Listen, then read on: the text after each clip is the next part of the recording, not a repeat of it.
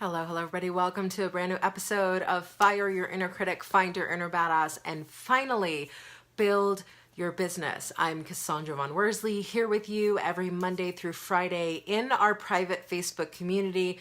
If you're watching this video on YouTube, you can certainly find us and join this amazing group of entrepreneurs at facebook.com/Fire Your Inner Critic. If you notice in my background, we are moving. We are in the process of moving. And since we're moving, you see there's no more desk back here because the desk is gone. And yeah, so if you are noticing the picture and the boxes in back of me, it's because we're in the process of moving. We weren't anticipating moving, but we're moving, which is a great thing. And so everything in my office right now is pretty much boxed up. So I've got pillows over here and fans right here. And it's a cleaned up room as far as I'm concerned, but we're in the process of moving. So this week you will see my office in a boxed up status because we will be in a new place next week. All right.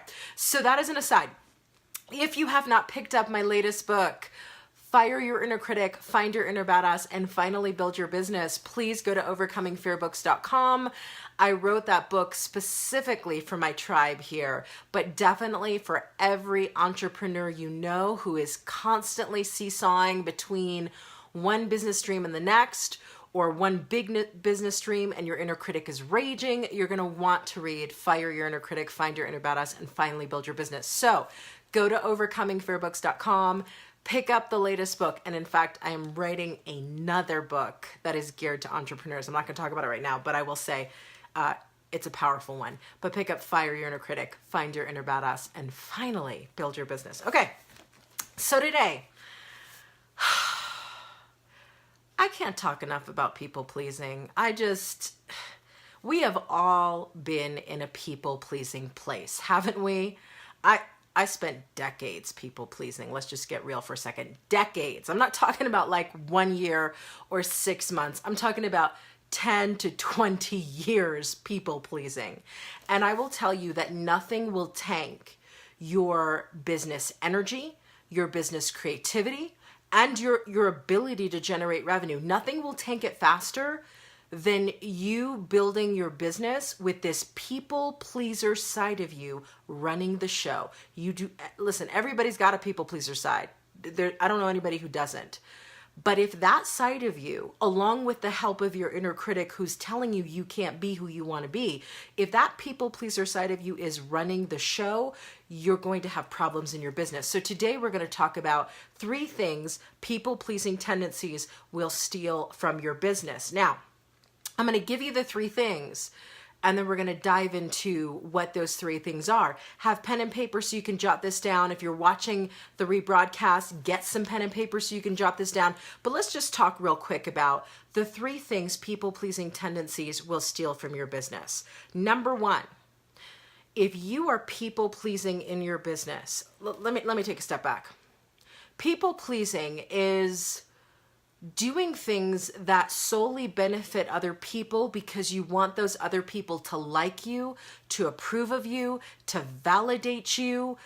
You want them to see you in a certain light, so you do things that you would not normally do under other circumstances. If it were just for you, you wouldn't do those things, but you people please because you want the other person to see you in a certain way. So let's just understand the definition of people pleasing, number 1.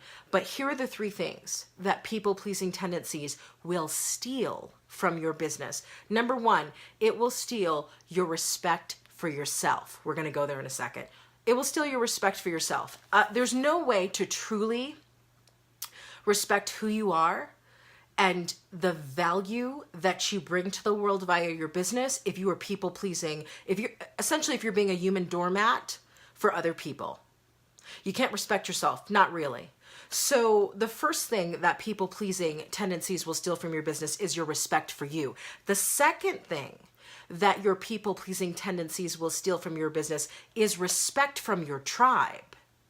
Oftentimes we are people-pleasing to people who aren't even in our tribe. Can you sit with that for a second? The cuckoo-ness of it. Oftentimes when we are people-pleasing in our business, we are actually being human doormats for folks who aren't even our target market, our target tribe. They're not the people who are going to buy repeatedly. We are people pleasing or being human doormats for folks who we don't even want as longtime customers anyway. That's a whole other subject, but I will just say the second thing that people-pleasing tendencies will steal from your business is the respect from your tribe, the people you're meant to serve, the people you are called to help, the people whose impact and transformation is contingent upon you showing up in your business. So you will lose the respect for yourself, you will lose the respect from your tribe, and the third thing that people-pleasing tendencies will steal from you in your business is the ability to rise in both reach and revenue, because your people-pleasing tendencies are holding you back. Something my husband says to me, I just heard him say this last week to somebody that we just met. He said, you know what? I'll go broke fishing, but not working. You know what I'm saying? Like, if I'm going to go broke, let me be on the beach, fishing, doing something, snowmobiling, something I love to do, but I'm not going to go broke working. And if you think about it, even in a 9-to-5 sense, would you ever go work for a company who says to you, yeah, we really love what you do. We think you're amazing. You by far are the best candidate on the planet. And we're not going to pay you a salary at all. We're not going to give you benefits. We're not going to give you money. We're just not going to do that. Like, we think you're awesome and you're great. And you should want to work for us for free because we think you're awesome and you're great. That's enough, right? Who would go work for a company that said that to them? Not a soul, not a living soul. So let me ask you a question. Why would you ever do that in your business? If you would not work for a company for nothing except their approval and their praise and their pat on the back, why would you ever do that in your own business? So let me dive down on these three things that people-pleasing tendencies will steal from your business. Number one, respect from yourself. You will lose respect for yourself, from yourself, if you are a human doormat to other people and you are allowing other people to take advantage of your hard work and to use you and to take all the years of experience and all of the energy and all of the creativity and do what you should be paid top dollar for free, you will actually lose respect for yourself. Then your self-esteem goes down. Hey, Christine, your confidence goes down. Before you know it, you start looking at you the way the people who are using you are looking at you, and that is never a good place to be in business. So the first thing that your people-pleasing tendency will cost you in business is it will cost you your respect for you. Here's the thing. My respect for me is never on sale. I am unwilling to negotiate my own respect for myself with anybody. I don't care who it is. So the first thing, that if you're people pleasing in your business and you're giving stuff away for free that really has a high value, if people say, could you just do this for me on the side? Like, I'm your cousin, I'm your sister, I'm your brother, whatever. Every time you betray yourself in business by being a human doormat to people please for others who, mind you, are probably not even your tribe, you are losing respect for you. Can't be done. Non-negotiable. Don't do it. So that's the first thing. Second thing, people-pleasing tendencies will steal from your business, the respect from your tribe. Here's the thing. If you remember, McDonald's had a McChicken. Probably still has the McChicken.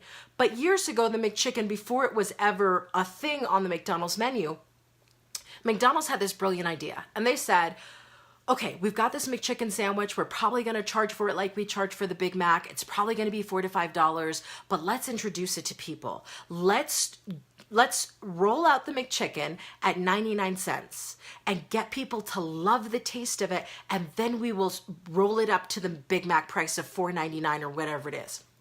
Do you know what happened with that rollout of the McChicken at 99 cents? How about the McChicken is still 99 cents decades later on the McDonald's menu? You know why? Because when you give something that is worth a higher value at a much lower price point, and you give it for a long enough period of time to where people get used to that product being at that price point, they become unwilling to pay you anything else for it. Doesn't matter what your perceived value is of it. You started off by offering it to them for next to nothing. which means they won't pay the true value when you decide to raise the price. What am I saying? You will lose respect from your tribe when you are people pleasing in your business. And oftentimes we people please with people who aren't even our target market. They're not even our tribe. We're oh, how about somebody says, well, why don't you coach me? What do you charge? And you say, well, I charge $2,000 for 4 sessions. And they go, well, I can't really afford that. Could you charge me $100 an hour? No. I cannot charge you $100 an hour because A, that's unfair to you because you're worth that $2,000. And B, it's unfair to me because I'm worth that $2,000. And you've got to come to a place where you get absolutely unapologetic about saying to folks, this is the price. It is worth so much more than this price. You're going to get so much more in use value than you're paying me in cash value, but this price won't change. Come to me when you're ready. And if you're not, guess what? There are other people that are at lower price points that you can go to if that's what you need to do for right now. Come to me when you're ready and let them go. And Christine, it is a vital lesson. And a lot of us as entrepreneurs, we've learned this one the hard way. Like we've done the lowball thing. We've done the 99-cent special version in our business. And we've realized that when we compromise our value, when we negotiate our worth with people because we want their affirmation, validation, acceptance, and approval, nobody wins. Nobody wins. So number one, you lose respect for yourself. Number two, you lose respect from your tribe. Last one I'm going to dive into. When you people please in your business, that means you have spent years learning your craft. You have spent decades building up your skill level, and then you start to give away those things for free that you would charge premium prices for. And you're doing it not because you feel called to offer it for free, but because you're like, well, I think the best way for me to get business is to just give my best stuff away for free. I can't tell you how much I've heard that bullshit in the entrepreneurial world all over the place. What bullshit when they say, well, give all your best stuff away for free. Do you know any neurosurgeons who give their neurosurgeries away for free? I'm just asking. Do you know any lawyers who close real estate deals and give away their best contract services and litigation service? I don't know any lawyers or doctors who actually do that. So I'm going to call bullshit on this whole nonsense of give your best stuff away for free. Here's what I believe in. Serve your tribe constantly. Yes, there should be free content. Yes, there should be, you do a podcast that's free. You write a blog that's free. Yes, there should be elements in your business where on a daily basis, you are going out to your tribe, you are serving them with your whole heart and giving of yourself. But your premium products and services should never be for free. Never. You know why? Because just as Christine said, it's time for us to own our own worth. If you don't own your worth, how's anybody going to value you at that worth? They won't, because you don't. So the third thing that people-pleasing tendencies will steal from your business is the ability to rise in reach and revenue, because the people-pleasing tendencies that you think are going to build your business are actually stagnating or holding your business back. Anytime you are people-pleasing, let me tell you what you're doing. You are contracting, right? In any given moment, nobody's neutral, right? We're all energy. Nobody's neutral. In any given moment, we are either expanding or we are contracting. We are either growing or we're stagnating. We are either living or we're dying. There is no in between on this. Like at any moment, you're doing one or the other. And when you are succumbing to your people-pleasing tendencies in your business, you are contracting, you are playing small, you are dying on the inside, and you don't even know that you're doing it to you. You don't even know that you're doing, and then you wonder why folks don't pay you what you're worth. You wonder why people, they want to take advantage. You know why they want to take advantage? Because you're not standing for your own worth. You're not saying no is a complete sentence. You're not setting those business boundaries where you're saying, listen, this is what working with me, this is the investment you need to make to work with me. And if you cannot afford the investment, that is okay.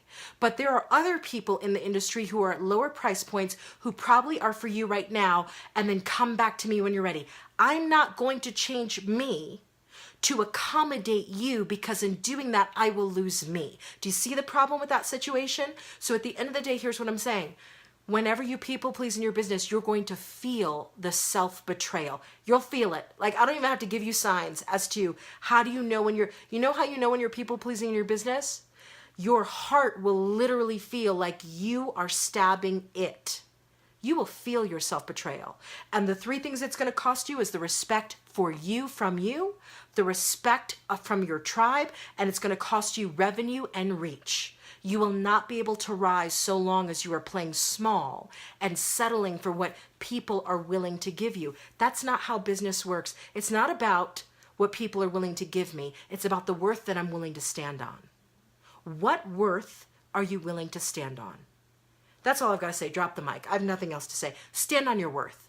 There are people, can I just say one more thing before I leave? There are people with $200 a week addictions at Starbucks. Do you hear what I'm saying?